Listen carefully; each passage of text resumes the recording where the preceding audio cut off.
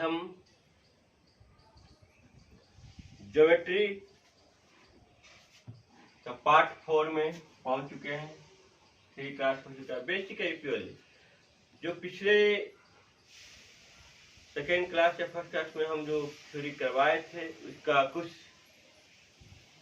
Problem करवाते हैं, क्योंकि थ्योरी साथ साथ कुछ प्रॉब्लम करवाते जाएंगे तो आपको अंडरस्टैंडिंग समझ में ज़्यादा आएगा। ऐसे कुछ लोग थ्योरी पहले करवा लेते हैं, उसके बाद प्रॉब्लम कराते हैं, तो उससे में क्या होता है कि पीछे की भूल जाते हैं। इसे साथ साथ चलिए हम देखते हैं क्वेश्चन क्या कहता है। 3x + 4y + 9 = 0 and 2x - ky + 1 = 0 है, तो k का मान ज्ञात करें। जब दोनों रेखा लंबवत है और दूसरा कह रहा है दोनों रेखा समांतर है, तो एक बार दोनों रेखा लंबवत होता है और दूसरे बार दोनों रेखा पैरेलल होता है, समांतर। तो इस केस में आपको दोनों में k का मान ज्ञात करना। देखते हैं सबसे पहले आपको इक्वेशन सबसे पहले लिखते हैं 3x + 4y + 9 = 0। दूसरे केस में आपका है 2x - ky + 1 = 0। हम जानते हैं स्लोप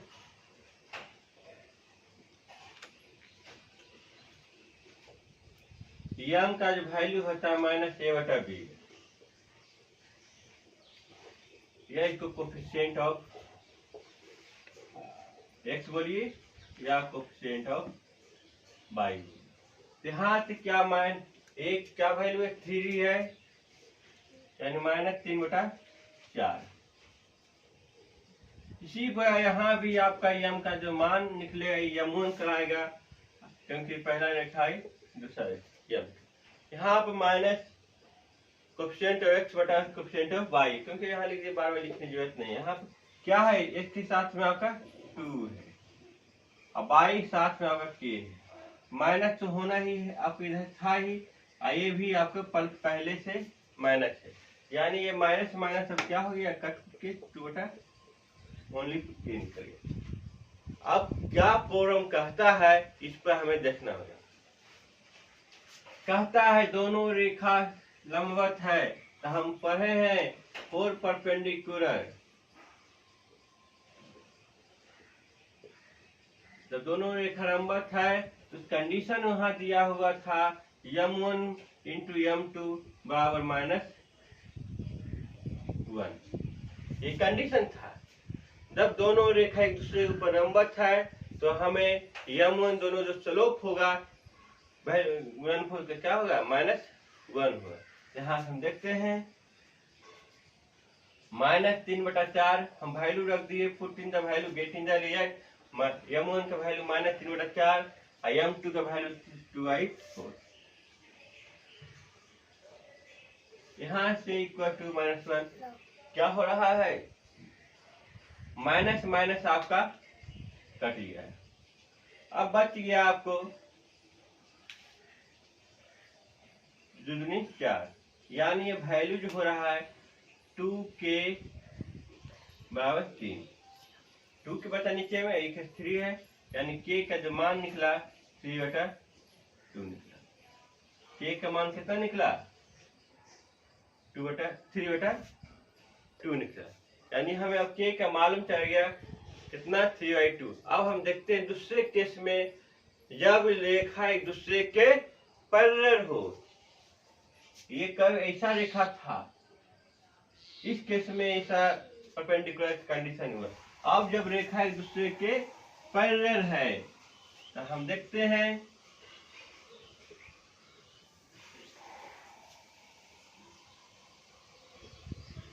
पैरेलल में क्या होता है, कंडीशन है m1 = m2। यहाँ पर दोनों रेखा एक दूसरे के पैरेलल है तो बराबर हो गया, जैसा स्लोप इसका है वैसा स्लोप दूसरे का होगा। यहाँ से हम वैल्यू रखेंगे -3/4 = 2/k। यहाँ से हमें 3k -3k / 8, तो k का जो मान निकलेगा -8/।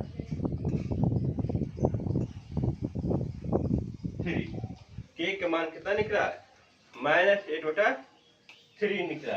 यानी दोनों केस में हमें के का मान क्या होगा, अलग होगा। हमें देखना होगा एग्जाम में, ये नहीं कि हमें एक याद है, सिंपली तौर पर परपेंडिकुलर पैरेलल कंफ्यूजन यदि होता है तो कोई ज्यादा प्रॉब्लम नहीं होगा। पैरेलल देखिएगा, समांतर एक दूसरे के सलूक क्या होना होगा जब भी इस प्रकार होगा, यानी क्या बराबर हो, एक दूसरे कहीं कट नहीं कर रहा है, बराबर केस में हो गया सलूक। आज ऐसी परपेंडिकुलर कंडीशन दोनों याद रहेगा, मैं कभी क्या होता है कंफ्यूजन, अरे पैरेलल में बराबर होता है एक ही m1 × m2 -1 होता है। तो हमें सिंपली याद करना है m1 बराबर m2 पैरेलल हुआ, और बराबर में पैरेलल क्या कहता है, पैरेलल में आदमी है यानी बराबर में आदमी है। एक पैरेलल वाला गली है, यानी जैसा गली ये है वैसा ही गली उधर भी आगे है। परपेंडिकुलर में हमें m1 × m2 बराबर -1 होता है। हम नेक्स्ट क्वेश्चन की ओर देखते हैं। आशा करता हूँ आप लोग को समझ में आया होगा। नेक्स्ट क्वेश्चन की ओर बढ़ते हैं।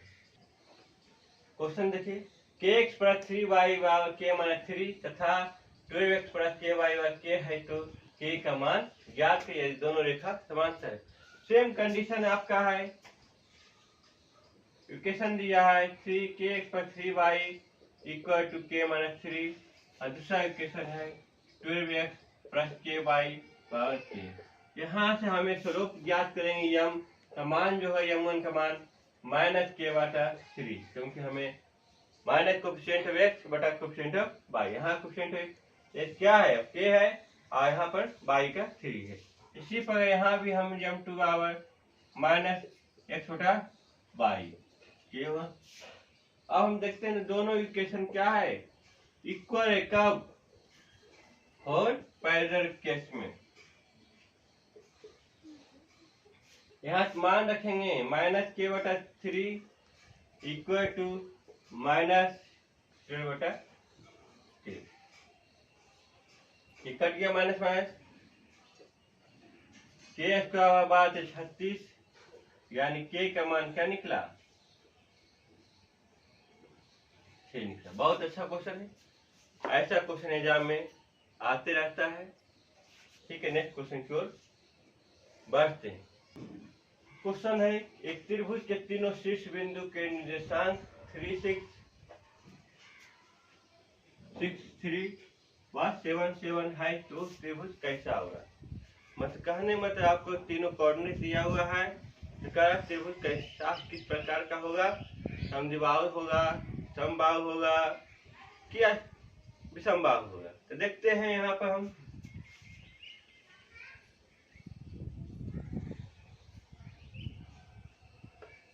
जैसा होगा 3, 6, 6, 3 और यही दिया हुआ 7, 6, यानी A, B और C। हम यहाँ सब क्या करते हैं, यहाँ ABC की तो आपको दे दिए हैं, मैं हम क्या करते हैं तो पता चलेगा कैसे होगा। AB का दूरी ज्ञात करेंगे, BC का दूरी और SC का, तीनों का हम दूरी ज्ञात करेंगे।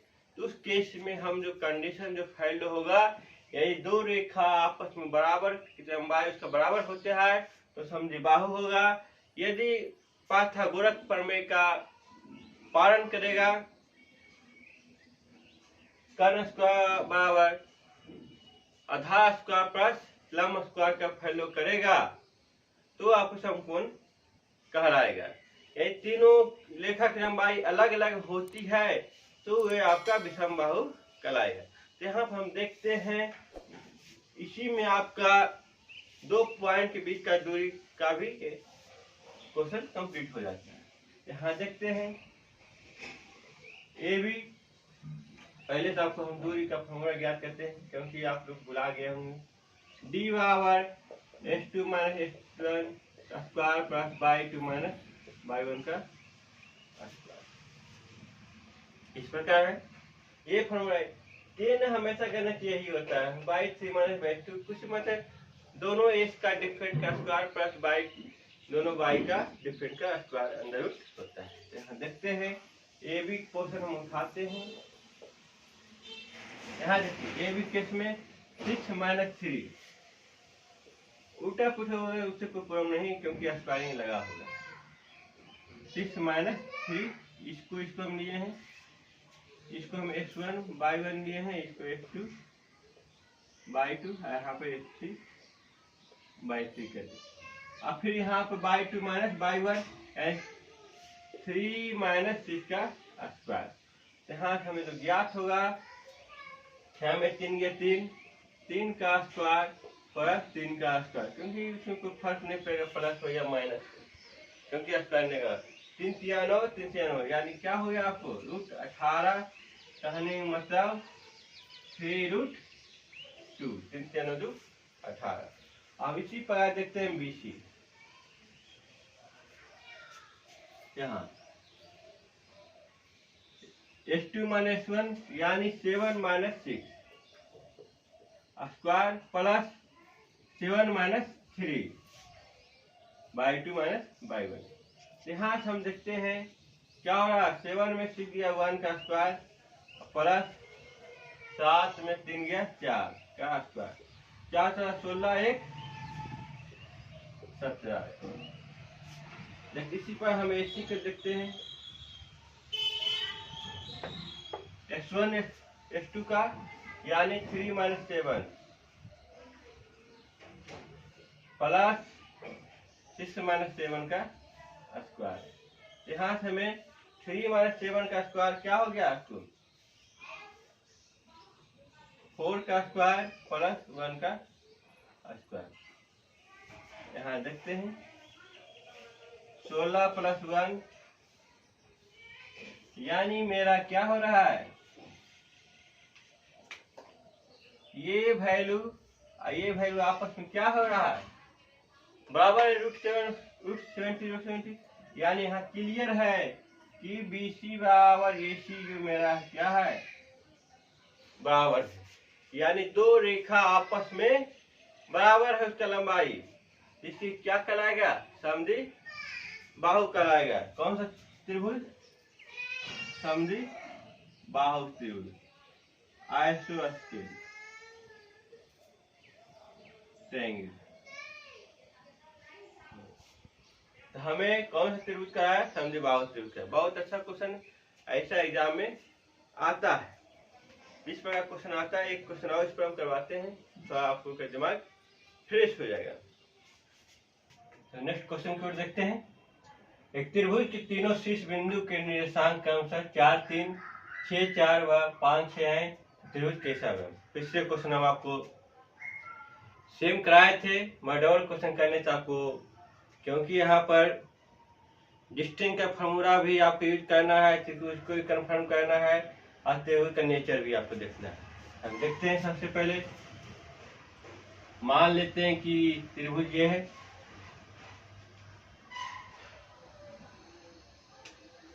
इसका आपको कोऑर्डिनेट दिया हुआ है ABC 4 3 कोऑर्डिनेट A का, B का 6 4, आई आपका 5 6 है, माना हुआ है, ऐसा नहीं है कि आपको यही फिक्स है।